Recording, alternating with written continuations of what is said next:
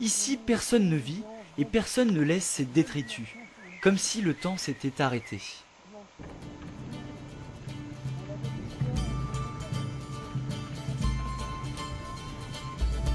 En l'an 1000, le recteur de Tréorantuc a fait abattre l'un des plus beaux ensembles de menhirs que la Bretagne ait sans doute jamais porté.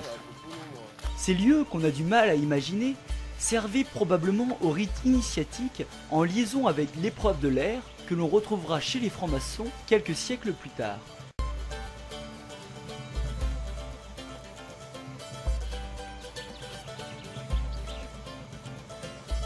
Notre chemin continue et heureusement que quelques signes nous indiquent que nous sommes sur la bonne route. Car pas la peine de chercher âmes qui vivent. Seul un dragon et la croix Lucas nous permettent de sortir des pistes du sentier de randonnée pour aller vers le tombeau des géants. Ah, un panneau.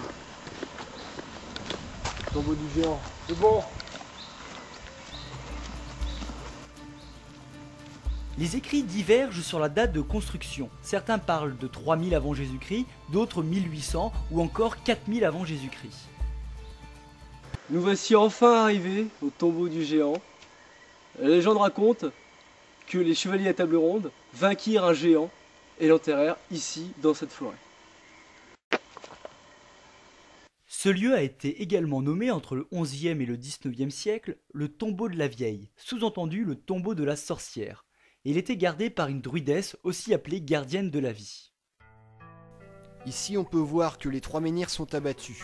2 ont servi pour les parois principales du caveau et le 3e a été dressé dans l'axe pour mieux les signaler. Aujourd'hui ce menhir est couché à environ 8 mètres à l'ouest du coffre.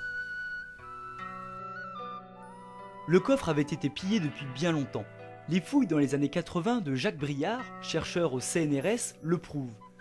Après qu'il ait découvert des tessons de poterie datant de l'âge de bronze et un fragment de lame en silex.